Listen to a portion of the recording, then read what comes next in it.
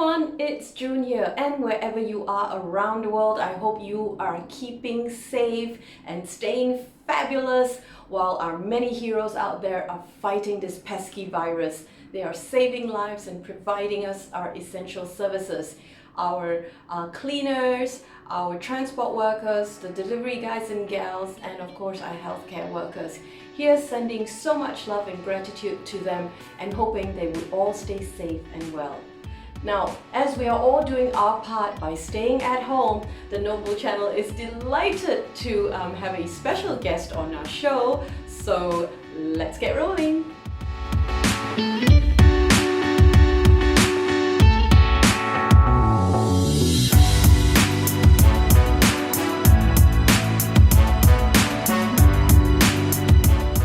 And in keeping with the health and safety advice, and also with a little bit of help from technology, here's our special guest. Hi everyone, my name is Vivian Teo. I'm the author of My BFF is an Alien. I'm very excited today to be able to do a short reading of my new book here on the Noble channel. So thank you very much, June, for the opportunity to do so on your fabulous channel. You are welcome. We are delighted to have you here on our channel. Now guys, Vivian was a financial journalist and an editor before she made the decision to take some time out so that she can be with her kids. And she turned to writing and writing stories that she hopes will inspire children. Here she is to tell us a little bit more about her book. Okay, first of all, My BFF is an Alien is a story about a 13-year-old Singaporean girl called Abriana, short for Abri, who meets a new classmate called Octavia, who turns out to be an alien with superpowers. So the two become friends and they go on a quest around Singapore in search of an important element that will help Octavia's war-stricken planet. So basically this is an exciting adventure with a dash of mystery and sci-fi. My BFF is an Alien is Vivian's first middle grade book. Now you got to admit, stories about UFOs and aliens are definitely an interesting deviation from the usual stuff that we see in the local book scene. And Vivian has kindly agreed to read an excerpt from her book for us. So the part I'm reading from is from chapter 2. Where Abri doesn't know of Octavia's real identity yet, but she's getting a little suspicious after Octavia excuses herself one too many times during recess. So one day Abri decides to tail Octavia during one recess, and this is what happened. Whoa, stop right there. You got to admit that the names Abriana and Octavia, these are like the two coolest names that I've come across in any of the books that I've read up to this point. So I just wanted to say that. Okay, back to the story. The next day, Octavia ate only half her salad and left midway through recess. I had to admit, this got me really curious. What was the allure of our school pond? On Thursday, I followed her, keeping a distance so she wouldn't know I was tailing her. When she reached the pond, I stopped and hid behind a wall several meters away. Nobody else was around. Then I observed the strangest thing. Octavia picked up a rock, flipped it over, and put it back. She did this over and over again with the other rocks surrounding the pond. Luckily, she was too engrossed in the rock-picking activity to notice me spying. When the recess bell rang, I sprinted back to our classroom, panting and sweating from the effort. When Octavia came back, there wasn't a drop of perspiration on her face. I mean, were we even from the same planet? I had to ask, where did you go? Nowhere, she said, shrugging. I was sure she was searching for something at the pond. But what was it? And why? Octavia had a secret, and I was going to find out what. On Friday, when Octavia disappeared during recess again, I followed her to the pond a second time. From where I was hiding, I could clearly see her kneeling over the rocks and repeating the same pick-up, check, put-down routine. I was wondering whether to step out and ask, "Hey, what's going on, weirdo?" when it happened. Octavia held a rock in her palm and folded her fingers over it, giving it a tight squeeze. When she opened her hand, the rock was gone, and in its place, a fine greyish-black powder that slipped through her fingers like sand. I gasped. Did she just crush a rock with her hand? Octavia looked up, and our eyes met. She stood up, dusted her hands, and strode towards me. Was she coming over to pulverize me like she did the rock?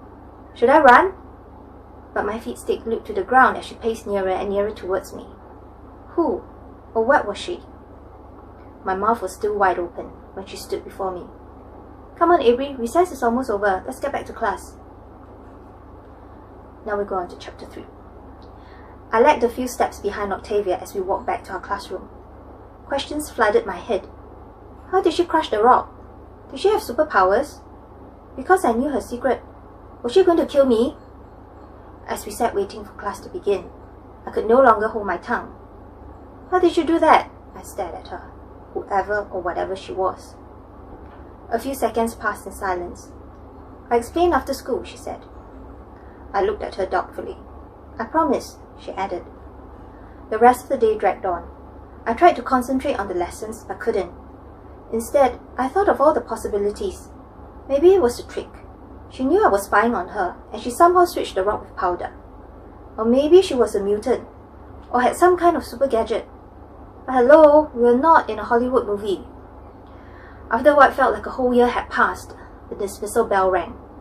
I turned to Octavia. So, I began. But before I could say anything else, she stood up. I'll see you at home, she said, and walked out. Ooh, I wonder what Octavia has to say. And if you want to find out what happens next, so if you'd like to find out what happens after this, you'll have to get this book, which you can find at major bookstores in Singapore, and also at Epigram Books online store. I'm also on social media. You can check out my Facebook page at Vivian Teo Author and Instagram at Vivian Teo Writer.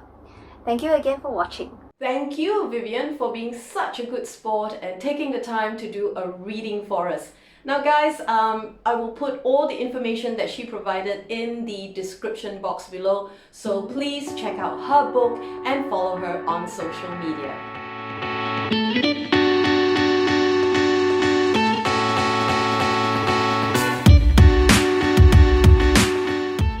Here's some good news, guys. Epigram is offering you guys 10% off when you purchase a copy of My BFF is an Alien. Be sure to use the promo code BFF. And what's more, Epigram is also offering 19% off store-wide when you spend at least 40 Singapore dollars. Now this, I believe, is valid from the 1st of April to the 30th of April 2020. And I think this is a great time to pick up, some singlet reads while we're staying at home a lot more now.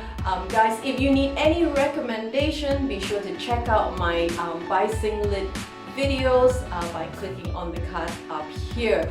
So you can do all your purchases online from the comfort and safety of your own home.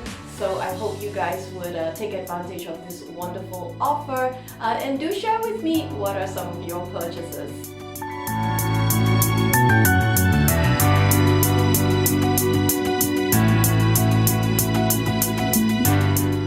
Well, I've got my copy of My BFF is an Alien and we'll be starting on it soon. Now before I go, let me just remind you guys to please stay safe, adopt good hygiene practices, be kinder to one another, stay home, read more, be brave, and we shall overcome this. I'll see you in the next one. Bye!